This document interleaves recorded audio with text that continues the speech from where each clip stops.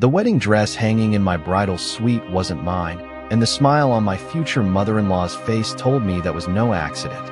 I stood frozen in the doorway, one hand still resting on the polished brass handle, staring at the garment bag hanging beside the large vanity mirror. For a few seconds, I honestly thought I had walked into the wrong room. The bridal suite at the Willow Creek Country Club looked exactly as it had an hour earlier. My makeup case sat open on the counter. My bouquet of ivory roses rested in a crystal vase. The bridesmaids' dresses hung neatly near the window overlooking the golf course. Everything looked perfect. Everything except the dress. My dress had been a fitted ivory gown with delicate lace sleeves and a flowing train that seemed to float behind me whenever I walked. I had spent 8 months choosing it. 8 months of appointments, fittings, and careful decisions. It was elegant without being flashy, classic without feeling old-fashioned. It was the dress I had imagined wearing when I married Ryan Whitmore. The gown hanging in front of me now was none of those things. It was bulky, outdated, at least 2 sizes too large. Heavy satin draped awkwardly from the hanger, an oversized beading covered the neckline. It looked like something from decades ago. My stomach dropped. "Jessica," I said quietly, struggling to keep my voice steady. "Tell me this is some kind of mistake." My wedding planner turned pale the moment she saw it. She hurried across the room and unzipped the garment bag completely. The expression on her face confirmed what I already knew. "That's not your dress," she whispered. Around us, conversation stopped. My bridesmaids exchanged uneasy glances. One of them reached for my hand. Another stared at the gown in disbelief. The room suddenly felt much smaller, much warmer. My pulse pounded in my ears. "Where's my dress?" I asked. Nobody answered. Nobody could. Jessica immediately began making phone calls. The boutique insisted the correct dress had been delivered yesterday afternoon. The staff at the venue claimed nothing unusual had happened overnight. Every answer only created more questions. Then the door opened. Margaret Whitmore walked into the room carrying a cup of coffee and wearing the same elegant smile she wore at every family gathering. At 67, she had mastered the art of appearing calm in every situation. Her silver blonde hair was perfectly styled. Her pearl earrings matched her cream-colored jacket. To anyone else, she looked like a proud mother preparing for her son's wedding day. "Oh my," she said after a brief glance at the gown. "What happened?" Her tone sounded concerned. Her eyes did not. I had spent 3 years learning the difference. "Someone switched my dress," I said. Margaret took a slow sip of coffee. "Well, these things happen. Weddings are stressful." My jaw tightened. These things happen. As though thousands of dollars worth of custom alterations simply disappeared every day. As though a bride's wedding gown casually transformed into someone else's overnight. Jessica continued calling vendors while the bridesmaids searched every room connected to the bridal suite. I watched Margaret carefully. She wasn't surprised. She wasn't angry. She wasn't demanding answers. If anything, she seemed strangely comfortable. A memory surfaced in my mind. 6 months earlier, while reviewing wedding plans, Margaret had casually suggested a completely different gown. Something more traditional, she had called it. Something Ryan's grandmother would have approved of. When I politely declined, her smile had tightened for only a moment before returning. At the time, I ignored it. Looking back, I realized there had been dozens of moments like that. Small comments, tiny criticisms, suggestions disguised as kindness. Every decision somehow became a discussion about what Margaret preferred. I had convinced myself she simply wanted to help. Standing there now, staring at the wrong dress hanging in my bridal suite, I wasn't so sure. "Claire," Margaret said softly, setting down her coffee. "The ceremony starts in less than 2 hours. Perhaps you should focus on enjoying the day instead of worrying about things you can't control." I looked directly into her eyes.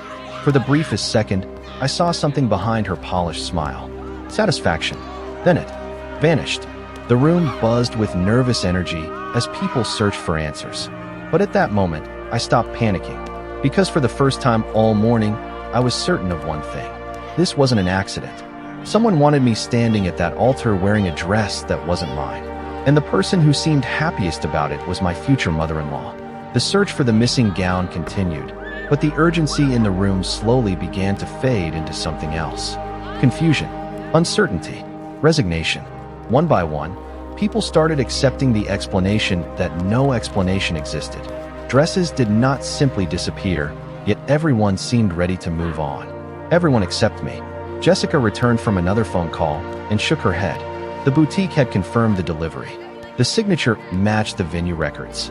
According to every document, my dress had arrived exactly where it was supposed to. "I am so sorry, Claire," she said quietly. "I do not understand how this could happen." Neither did I. Yet as I looked around the room, I found myself thinking less about the dress and more about Margaret. Because this was not the first time something important had mysteriously shifted in her favor.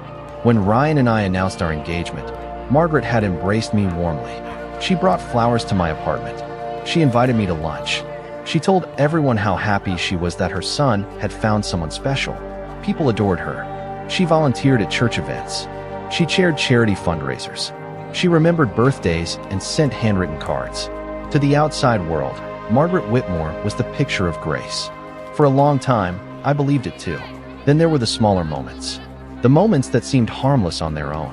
During our first venue tour, she spent 20 minutes praising another ballroom before casually mentioning that my choice felt a little modern. During cake tastings, she complimented every option except the one Ryan and I selected.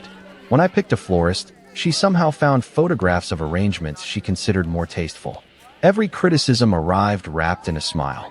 Every objection sounded like concern. Ryan rarely noticed. "That is just how Mom is," he would say whenever I mentioned it. "She means well." Maybe she did. That was what I kept telling myself. Until 6 months before the wedding, when Margaret invited me to her house for tea. She disappeared upstairs and returned carrying an old photo album. For nearly an hour, she showed me pictures from her own wedding day. The flowers, the church, the guests, the decorations. Then she pointed to her wedding gown. "Classic styles never go out of fashion," she said. Her fingers lingered on the photograph. "Modern brides sometimes make choices they regret later." I laughed politely. She smiled back. Neither of us mentioned it again. Now, standing in the bridal suite wearing a robe while strangers searched hallways for my missing dress, that conversation returned with startling clarity. I glanced across the room. Margaret was speaking with 2 relatives near the window. She looked relaxed, comfortable, almost cheerful. Most mothers would have been demanding answers. Most mothers would have been furious on behalf of the bride. Margaret seemed perfectly at ease. Ryan finally arrived after helping guests downstairs. The moment he entered, I saw concern on his face. "Are you okay?" he asked. I nodded. "Not really, but I will be." He wrapped his arms around me. "We will figure this out." I wanted to believe him. I truly did. Yet as I looked over his shoulder, I noticed Margaret watching us. The smile she wore lasted only a second before disappearing. It was a tiny expression, easy to miss, but I saw it. And for the first time that morning, a thought settled firmly in my mind. The missing dress was not the real problem. It was only the first move in a game that someone else had already started. The clock on the bridal suite wall seemed to move faster with every passing minute. Guests were arriving. Music technicians were testing microphones downstairs. The florist was making final adjustments near the ceremony arch overlooking the lake. The wedding day continued moving forward whether I was ready or not. Jessica stepped back into the room carrying a tablet and a troubled expression. "I checked with venue security," she said. "There is a problem." I looked up immediately. "What kind of problem?" She hesitated. "The camera outside this hallway stopped recording for nearly 40 minutes last night." A strange silence settled over the room. 40 minutes. Long enough for someone to enter. Long enough for someone to leave. Long enough for a dress to disappear. Ryan frowned. "How does a security camera just stop working?" Jessica shook her head. "According to maintenance, they cannot explain it." I noticed Margaret standing near the doorway. She folded her arms calmly. "Technology fails all the time," she said. "There is no reason to assume the worst." Nobody responded. Her comment landed heavily in the room. Not because it sounded unreasonable, because it arrived too quickly, almost as if she had already prepared the answer. Jessica continued investigating while the bridesmaids searched storage rooms throughout the venue. Every search ended the same way. No dress, no clues, no answers.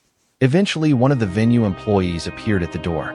He looked nervous, younger than most of the staff, maybe 22 or 23 years old. He glanced around before speaking. "Excuse me," he said quietly. "May I talk to Ms. Bennett for a second?" Jessica escorted him into the hallway. A few minutes later, she returned with an expression I had not seen before. concern mixed with disbelief. "What is it?" I asked. She lowered her voice. "One of the overnight staff members remembers seeing someone enter the bridal suite after the rehearsal dinner." My pulse quickened. "Who?" Jessica looked toward the far side of the room. "He says it was Margaret." Several people exchanged glances. Ryan immediately shook his head. "That cannot be right." His answer came so quickly it barely sounded like he considered the possibility. "He could have mistaken someone else," Ryan continued. "My mother would never do something like this." Margaret placed a hand over her chest and gave a small laugh. "Thank you, sweetheart." Then she looked directly at me. "I hope nobody is seriously entertaining this accusation." Her voice remained calm, measured, polished. The same voice she used at charity events and family dinners. Yet something about it felt different now. Beneath the confidence, I sensed irritation. Not fear, not guilt. Irritation, as though she was annoyed someone had complicated her plans. I studied her face carefully. She met my gaze without blinking. Most people would have looked offended. Most innocent people would have demanded the employee repeat the story directly. Margaret did neither. Instead, she smiled. That smile again. Perfectly controlled. Perfectly practiced. Ryan turned toward me. "Claire, please do not let this ruin today." I wanted to answer immediately. Instead, I took a slow breath. The easy thing would have been confrontation. The easy thing would have been demanding explanations in front of everyone. But something stopped me.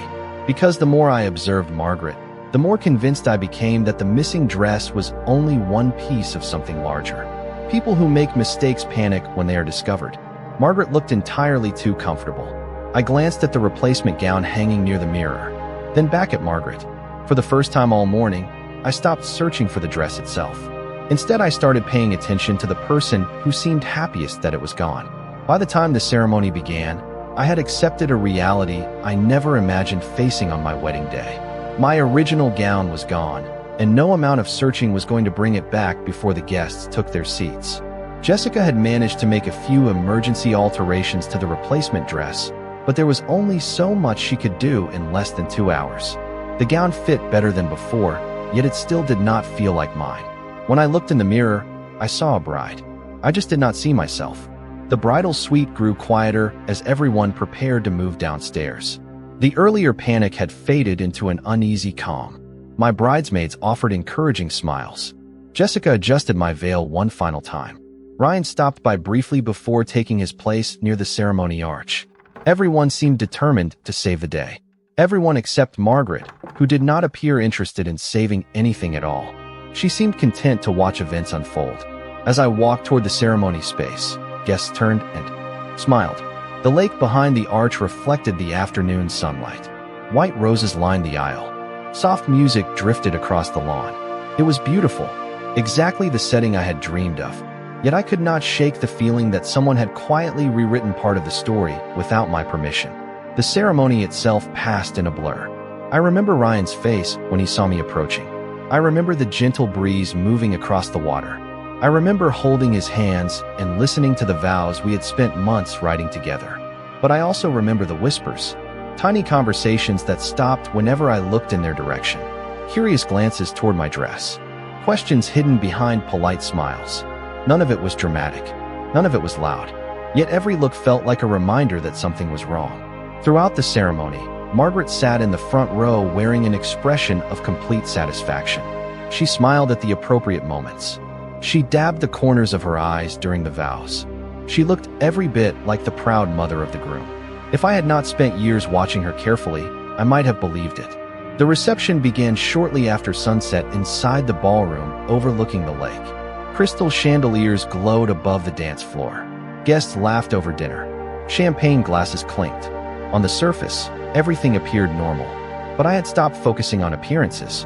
Instead, I watched people. More specifically, I watched Margaret. The longer I observed her, the more details I noticed. She seemed unusually interested in conversations taking place across the room. Several times, she interrupted discussions the moment certain topics surfaced. When guests asked about the missing gown, she answered before anyone else could. When relatives approached me with sympathy, she quickly redirected the conversation. It was subtle, so subtle most people would never notice.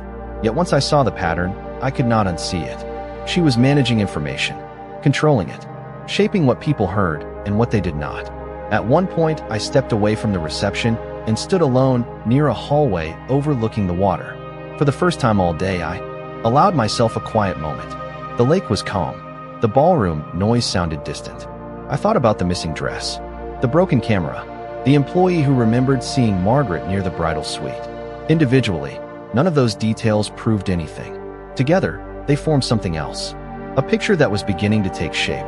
Footsteps approached behind me. I turned, expecting one of the bridesmaids.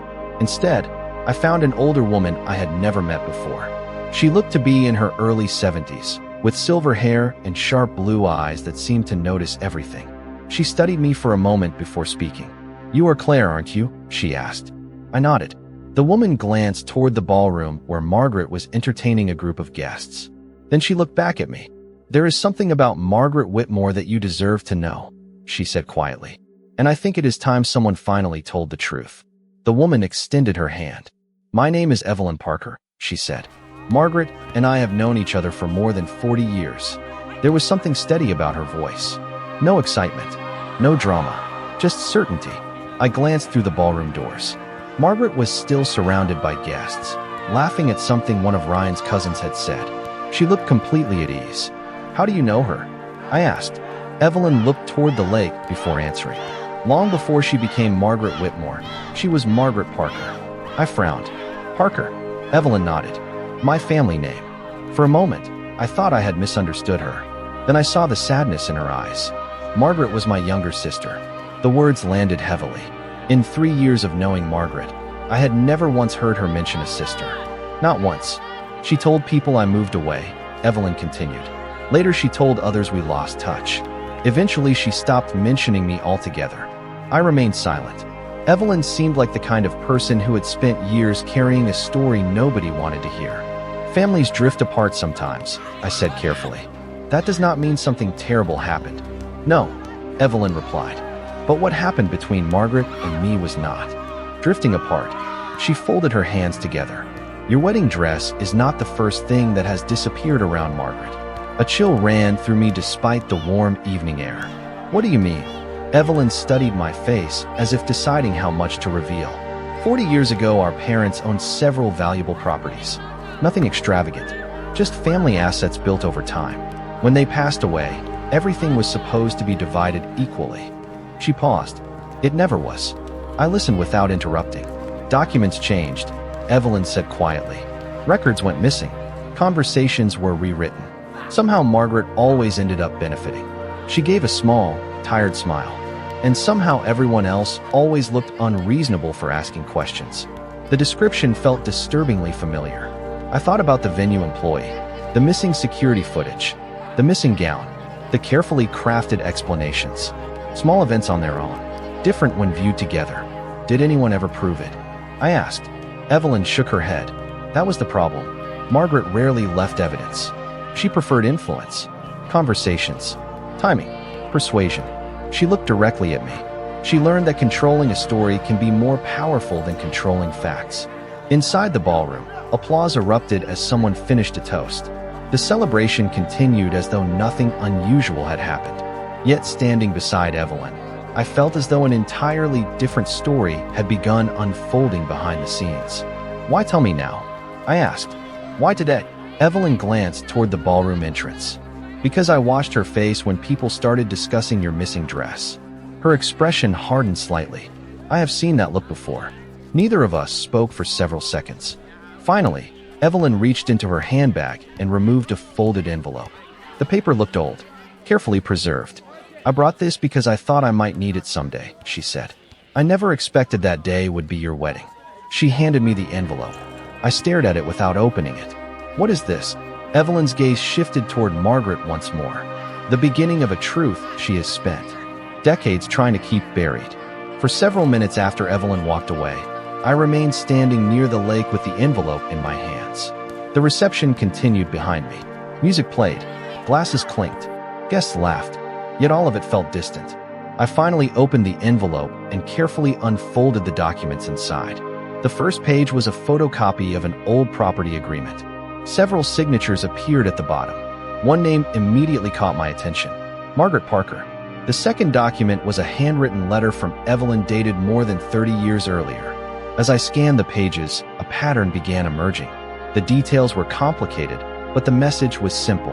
Assets that should have been shared between family members had somehow ended up under Margaret's control. Disputes followed. Relationships collapsed. Relatives stopped speaking to one another. And throughout every account, Margaret insisted she had done nothing wrong. I read the documents twice, then a third time. What unsettled me was not the financial aspect. Families argue over money every day. What unsettled me was how familiar the stories sounded.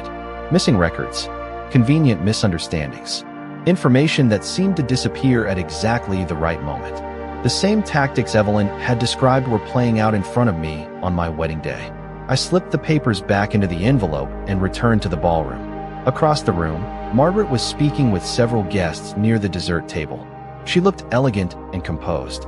Nobody watching her would ever suspect there was another version of her history hidden beneath that polished image. I sat beside Ryan and tried to focus on the celebration.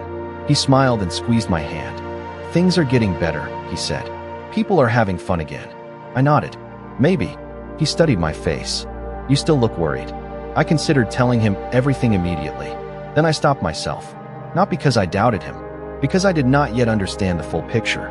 Accusations without proof would only create chaos. Margaret had spent years mastering that kind of situation. I was not going to play by her rules.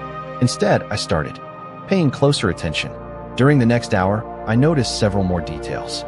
Whenever Evelyn entered a conversation circle, Margaret quietly found a reason to pull people away.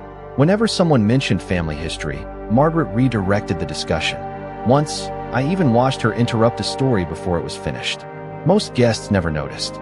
They simply followed her lead. But I noticed. The behavior was too consistent to ignore. Later in the evening, Jessica approached me holding her phone. "You might want to see this," she said. She showed me a message from one of the venue employees. The young staff member who remembered seeing Margaret near the bridal suite had spoken with another overnight worker. According to that employee, Margaret had not been alone. She had been carrying a large garment bag. My heart skipped. "Are they certain?" I asked. Jessica nodded slowly, certain enough that they were willing to put it in writing. I looked across the ballroom. Margaret was laughing with guests near the dance floor, completely relaxed, completely confident. For the first time all day, I began to understand why. People had spent decades assuming she was the most trustworthy person in every room. That reputation protected her.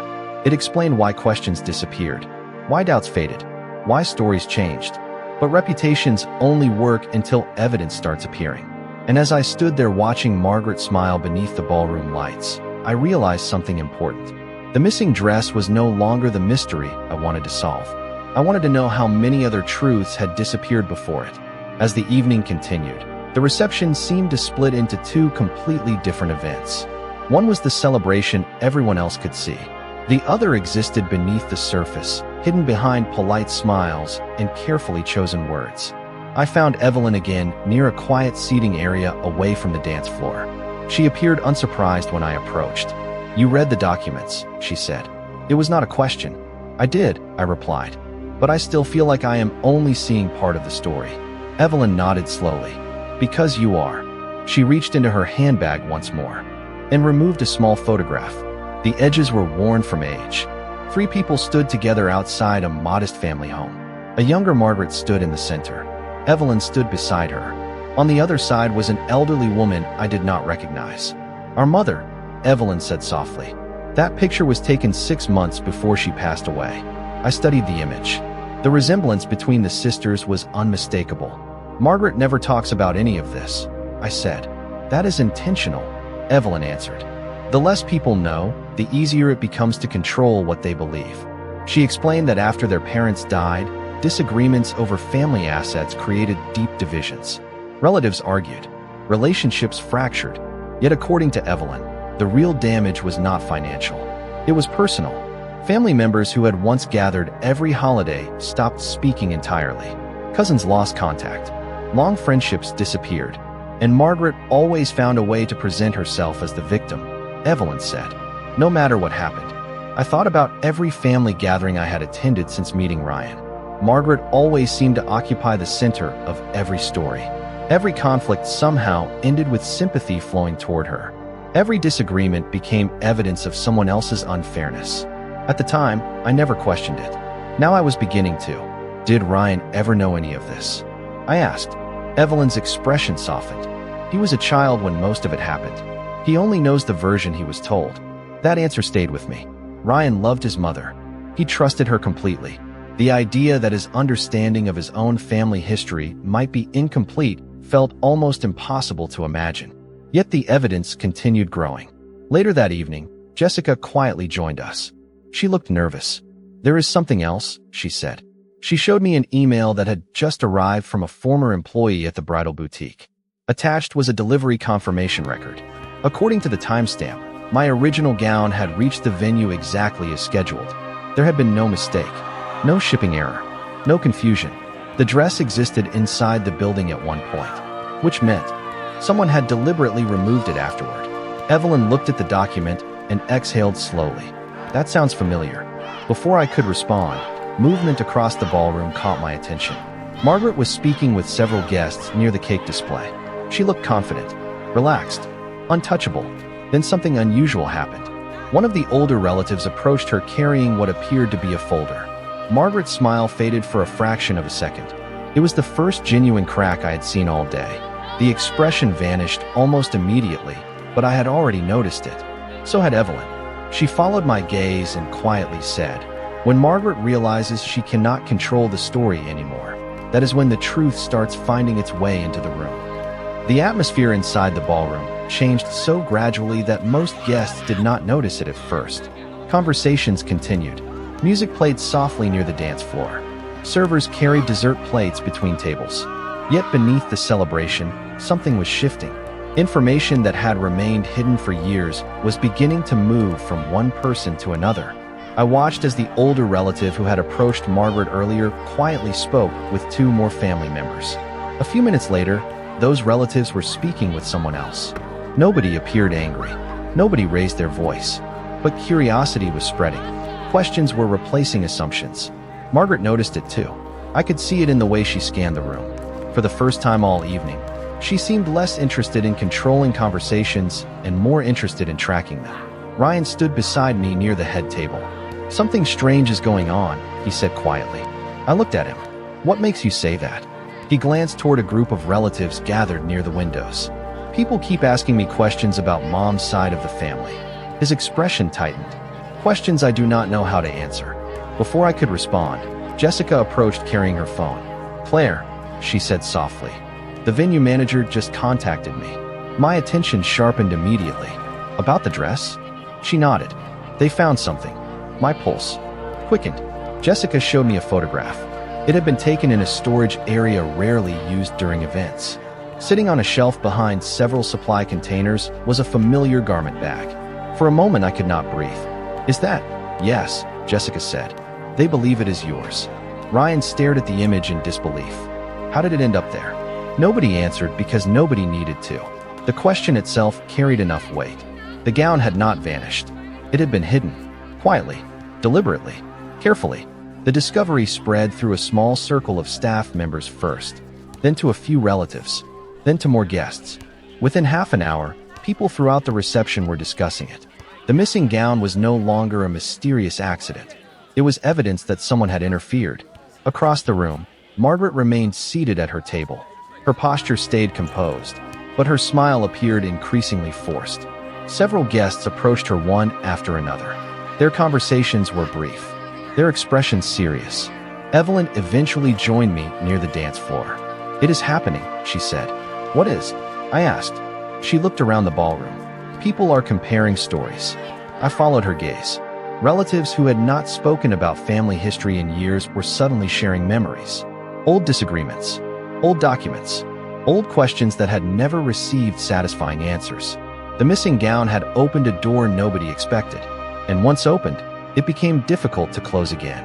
Then came the moment that changed everything. One of Ryan's older cousins stood and addressed a small group gathered nearby. In his hands was a folder containing copies of documents connected to the same family dispute Evelyn had described. Several relatives reviewed the papers together. More questions followed. More answers emerged. Each conversation revealed another piece of a history Margaret had spent decades reshaping. I looked toward her table. She sat perfectly still. No laughter, no charming stories, no effortless confidence, just silence. For the first time since I had met her, Margaret Whitmore was no longer controlling the narrative. The truth was moving through the room, on its own, and nothing she said seemed capable of stopping it. The reception finally began winding down, but the conversations that mattered were only beginning. The ballroom no longer felt like a place filled with certainty. It felt like a place where people were re-evaluating years of assumptions. I stood beside Ryan near the windows overlooking the lake as relatives quietly discussed documents, memories, and questions that had remained unanswered for decades. Nobody was shouting. Nobody was creating a scene. The truth did not need help making itself heard. It was doing that on its own. Ryan remained unusually quiet. I could see him processing everything. The missing gown, Evelyn's existence, the family records, the stories relatives were now comparing openly. He had spent his entire life believing he knew his family's history. Tonight, he was discovering that some chapters had been carefully edited before he ever saw them. Eventually, Margaret approached us. For the first time all day, she looked tired. Not defeated, just tired. The confidence she usually carried so effortlessly seemed heavier now. She glanced at Ryan, then at me. "I suppose people have been saying a great many things tonight," she said. Ryan met her gaze. "Have they been saying things that are not true?" The question hung between them. Margaret opened her mouth, then closed it again. It was a small moment, but it spoke louder than any explanation could have. For years, she had always seemed to have an answer ready. Tonight she did not. After a long silence, she looked away. "Some stories become more complicated with time," she finally said. Ryan nodded slowly. "Maybe, but that does not mean they should stay hidden." Margaret said nothing more. She simply walked away. I watched her disappear into the crowd and realized something surprising. I did not feel victorious. I did not feel angry either. Mostly I felt relieved, because the entire day had started with confusion and doubt. Now at least the confusion was fading. The venue manager later returned with my original gown. Seeing it again felt strangely emotional. Not because of the dress itself, but because of what it represented. Someone had tried to take an important moment from me. They had failed. Jessica smiled as she handed over the garment bag. "It belongs with you," she said. I thanked her and carefully touched the fabric. Around us, guests continued enjoying the final moments of the evening. The celebration had survived. More importantly, so had the relationships that actually mattered. Ryan slipped his hand into mine. "I am sorry," he said quietly. "For all of it." I squeezed his hand. "None of this was your fault." He looked toward the ballroom where relatives were reconnecting with Evelyn. Some had not spoken to her in years. Others were meeting her properly for the first time. "Maybe this should have happened a long time ago," he said. I followed his gaze. Maybe. As the evening came to an end, I realized the missing gown had never been the true story. It was simply the thread that unraveled something much larger. A carefully protected image. A collection of half-told stories. A version of the past that depended on nobody asking questions. Once people started asking, everything changed. Months later, family relationships were still healing. Conversations continued. Truths continued emerging. Not every problem disappeared overnight. Real families rarely work that way. But honesty had finally replaced silence. And whenever I think back to that wedding day, I no longer remember the wrong dress hanging in the bridal suite. I remember the moment the truth stepped into the light and refused to leave.